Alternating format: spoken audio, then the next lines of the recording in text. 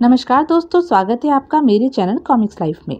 शुरू करते हैं मनोज कॉमिक्स की एक और मज़ेदार कॉमिक्स, तीन सिर वाला राक्षस। तीन सिर वाला राक्षस, चित्रांकन प्रदीप सोनी, लेखक डॉक्टर महेंद्र मित्तल। प्राचीन काल में विश्वरूप नामक एक बहुत बड़े तपस्वी थे। वे अनेक चमत्कारिक विद्याओं के जानकार थे।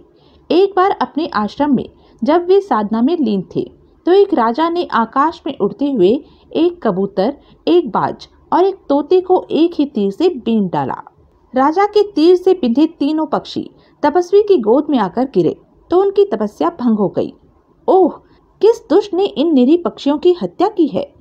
तपस्वी की गोद में गिरते ही तीनों पक्षियों की जीवन लीला समाप्त हो गई। पक्षी को द्विज कहा जाता है। द्विज का अर्थ ब्राह्मण भी होता है। तब तो यह सरासर ब्रह्म हत्या है। सहसा तपस्वी ने हाथ उठाकर उन तीनों ज्योतियों को रोका। रुको, मैं तुम्हें नया शरीर दूंगा ताकि तुम अपने हत्यारों से बदला ले सको। तपस्वी के आदेश पर तीनों जीव आत्माएं हवा में ही स्थिर हो गई। तपस्वी ने आंखें बंद करके कोई मंत्र पढ़ा। उधर, वाह, आज तो कमाल हो गया। एक ही तीर से तीन तीन पक्षियों का शिकार कर दिया। चलकर उन्हें प्राप्त करना चाहिए। जैसे ही राजा ने घोड़ा आश्रम के बाहर बांधकर आश्रम में प्रवेश किया, तपस्वी ने मंत्र पढ़कर तीनों जीवन ज्योतियों पर फूंका।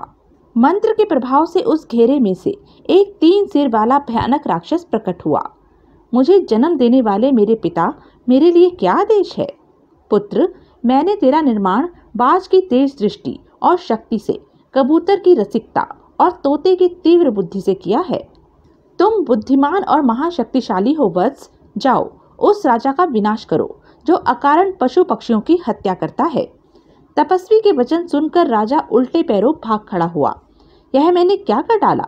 तपस्वी का यह विचित्र राक्षस मुझे जरूर मार डालेगा। इधर तपस्वी की आज्ञा लेकर राक्षस राजा की तलाश में आकाश में उड़ चला। वह रहा, दुष्ट अहंकारी हत्यारे, मैं तुझे जीवित नहीं छोड़ूंगा। शायद उस गुफा में छिप जाने से मेरी जान बच जाए। बाहर से छोटी दिखाई पड़ने वाली वह गुफा भीतर से बहुत विशाल व लंबी थी। ज्यों-ज्यों राजा आगे बढ़ता जाता, गुफा लंबी होती जाती। राजा का कौतूहल बढ़ने लगा। यह रास्ता आखिर कहाँ जाकर खत्म होगा? गुफा एक विशाल सरोवर के पास जाकर समाप्त हुई। अरे, पहाड़ के गर्भ में छिपा यह सरोवर तो अति सुंदर है। प्यास के मारे राजा का गला सूख रहा था। पानी पीने की इच्छा से उसने घोड़े से उतरकर सरोवर में से जल को ओक में भरा। राजा ने जी भरकर अपनी प्यास बुझाई। धीरे धीरे श्वेत कमल की पंखुड़ियां पूरी खुल गई और उसमें से एक अति सुंदर युवती प्रकट हुई जिसका चेहरा क्रोध से तमतमा रहा था। तू कौन है मूर्ख? बिना पूछे तूने इस सरोवर का जल कैसे पिया? तू चोर है। नहीं, मैं चोर नहीं हूँ। फिर कौन है तू? तूने यहाँ आने का साहस कैसे किया? देवी, मैं मगध साम्राज्य का राजा नंद कुमार हूँ। एक राक्षस से अपनी जान बचाने के लिए इस गुफा में घुसा था। कहकर राजा ने सारी घटना उस युवती को बता दी। हत्यारे, तू ब्रह्म हत्या जैसा नीच कर्म करके यहाँ आया है। अब तू यहाँ से कभी वापस नहीं जा पाएगा। नहीं। आह! किरणों के प्रभाव से राजा का पूरा शरीर एक कमल के रूप में परिवर्तित हो गया और पानी में गिर पड़ा। तभी वहां राक्षस आ पहुंचा। भागकर कहाँ जाएगा? मैं उसे पाताल में से भी खोज लाऊंगा। राक्षस के पास आने पर युवती ने राक्षस को ललकारा। वहीं रुक जा, एक भी कदम आगे बढ़ाया तो जलाकर राख कर दूंगी। युवती की धमकी से राक्षस का कबूतर वाला चेहरा सहम गया। यह क्या बला आ गई सामने? हिम्मत करके राक्षस के तोते वाले मुंह ने कहा, हे देवी, मैं तो अपने पिता की आज्ञा से उस दुष्ट राजा की खोज में यहाँ आया हूँ जिसने तीन पक्षियों की अकारण हत्या की है। वापस लौट जा। अब वह राजा तेरी पहुंच से बहुत दूर जा चुका है। नहीं देवी, अपने पिता का आदेश पूरा किए बिना मैं वापस नहीं लौट सकता। वह इसी गुफा में आया था। मूर्ख, अब तो उसे कभी नहीं पा सकेगा। भाग जा, वरना तू मेरे पिता महाबली नागराज के हाथों मारा जाएगा। हा हा हा। नागराज? वह तो मेरा भोजन है। उसे तो मैं चुटकियों में खा जाऊंगा। युवती का क्रोध भड़क उठा। तेरी यह हिम्मत? ले, संभल। आह! तभी राक्षस के तोते रूपी बुद्धिमान सिर ने सोचा, किसी दूसरे के घर में जाकर बिना सोचे समझे कभी टींग नहीं हाँकनी चाहिए। इस तरह शत्रुता मोल लेकर तो तुम राजा को कभी नहीं खोज पाओगे। चतुराई से काम लो। राक्षस तुरंत नम्र पड़ गया। ओह, क्षमा करो देवी, मैंने तुम्हारी शक्ति को नहीं पहचाना। मुझे नागराज के लिए कटु वचन नहीं कहने चाहिए थे। मुझे उनके पास ले चलो, मैं उनके चरणों में गिरकर क्षमा मांगूंगा। अब आई अकल ठिकाने, चल तुझे अपने पिता के पास ले चलती हूँ। युवती ने उसे सरोवर के जल की ओर आने का इशारा किया। जैसे ही राक्षस ने सरोवर के जल में पांव रखा, पांव के पास से पानी फट गया और नीचे जाती हुई सीढ़ियां दिखाई देने लगी। इन सीढ़ियों से नीचे उतर, रास्ते में सैकड़ों नाग आएंगे, पर तू उन्हें छूना नहीं, वरना मारा जाएगा। यह मुझे सांपों से डरा रही है। नहीं देवी, मैं उन्हें नहीं छूऊंगा। फिर राक्षस सीढ़ियों से नीचे उतरने लगा। मैं अपनी शक्ति का प्रयोग तब तक नहीं करूंगा जब तक राजा का पता न लगा लूं। सीढ़ियां उतरकर वह एक ऐसे विशाल कक्ष में पहुंचा जहां तरह तरह के भयानक सर्प रेंग रहे थे। आहा, मेरा भोजन! इन्हें खाकर कई दिन की भूख मिट सकती है, पर अभी सब्र करना चाहिए। तभी उस कक्ष का एक तरफ का द्वार खुला। आओ, भीतर आओ, डरो मत। डर कैसा? राक्षस ने उस खुले दरवाजे में प्रवेश किया। राक्षस ने उस तेज रोशनी में जैसे ही वहां का दृश्य देखा, चौंक पड़ा। वाह, अद्भुत! नाग कन्याओं, इसके बंधन खोल दो। पिताजी, इस राक्षस ने आपके लिए अपशब्द कहे थे। नागराज को सब मालूम है बेटी। फिलहाल तो हमें एक अतिथि की भांति इसका आदर सत्कार करना है। आप धन्य है नागराज, आपने मुझे क्षमा करके मुझ पर बड़ा उपकार किया है। युवती सोच में पड़ गई। पिताश्री ने इस दुष्ट को क्षमा क्यों कर दिया, और अब इसका एक अतिथि की भांति सत्कार करने के लिए क्यों कह रहे हैं? आखिर यह क्या माजरा है? उधर अपना अतिथि की भांति आदर सत्कार होते देखकर राक्षस हैरान था। यह सब क्या हो रहा है? कहीं मुझे परी का बकरा तो नहीं बनाया जा रहा? नागराज की पुत्री अपने कौतूहल को अधिक देर तक नहीं दबा सकी। पिताश्री, उस दुष्ट राक्षस ने आपको खा जाने की बात कही थी और आप उसका सत्कार करा रहे हैं। यह क्या रहस्य है? क्या आप उससे डर गए हैं? बेटी, डर है भी और नहीं भी। लेकिन क्या पिताश्री? लेकिन यही बेटी कि यह राक्षस तपस्वी विश्वरूप द्वारा निर्मित 3 पक्षियों की आत्माओं को मिलाकर बनाया गया है और यह अत्यंत शक्तिशाली है। तो क्या हम इससे कम शक्तिशाली हैं पिताश्री? हाँ बेटी, यह हमारे परम शत्रु बाज की भांति हिंसक है, कबूतर की भांति भीरू और रस का लोभी है, और सबसे बड़ी बात यह है कि यह तोते की भांति पंडित और तपस्वी विश्वरूप की अपरिमित सिद्धियों का जानकार भी है। अतः इसे हराना आसान नहीं है। लेकिन पिताश्री, मैंने तो इसे चुटकियों में ही कमल नाल पाश में बांध दिया था। बेटी, वह तुम्हें धोखे में रख रहा था। उसके लिए कमल नाल पाश की तो बात ही क्या, नाग पाश का भी कोई महत्व नहीं है।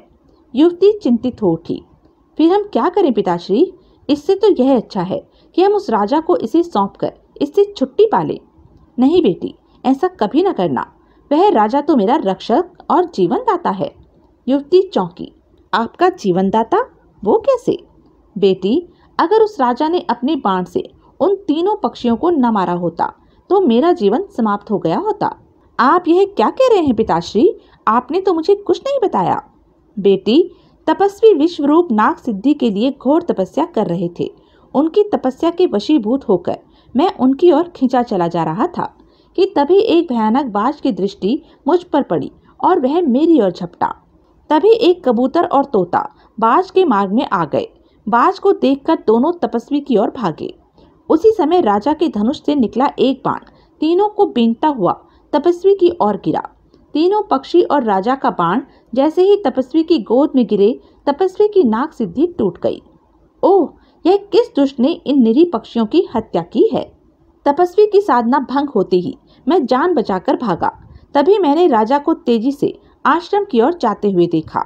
धन्यवाद राजन, आज तुमने मुझे बचा लिया। नागराज के मुख से पूरी कथा सुनकर युवती पहले तो सोच में डूब गई। फिर?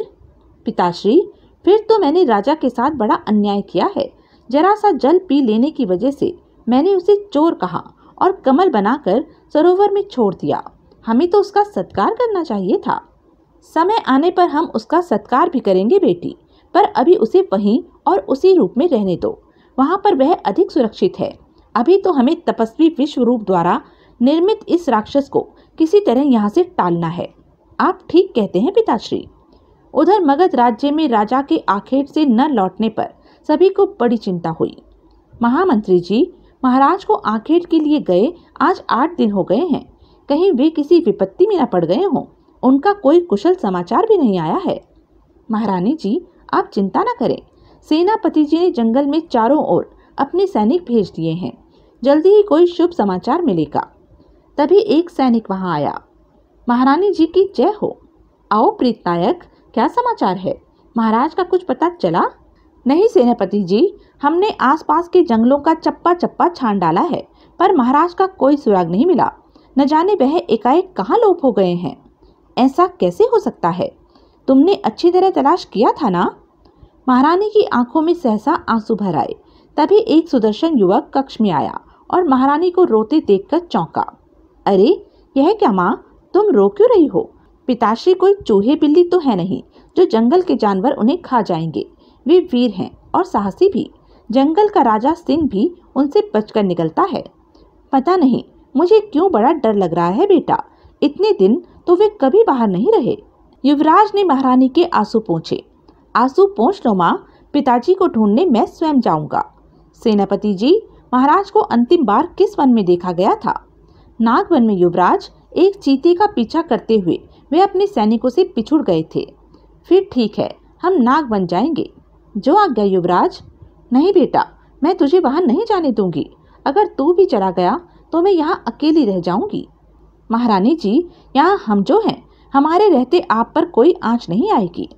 मुझे तुम्हारा पूरा भरोसा है सेनापति जी, पर अपने बेटे को मैं किसी भी कीमत पर खोना नहीं चाहती। आप बिल्कुल चिंता न करें महारानी जी। हम युवराज के साथ सशस्त्र सैनिकों का एक दल भेजेंगे। कोई आवश्यकता नहीं है, हम अकेले ही वहां जाएंगे। अपनी रक्षा हम स्वयं कर सकते हैं।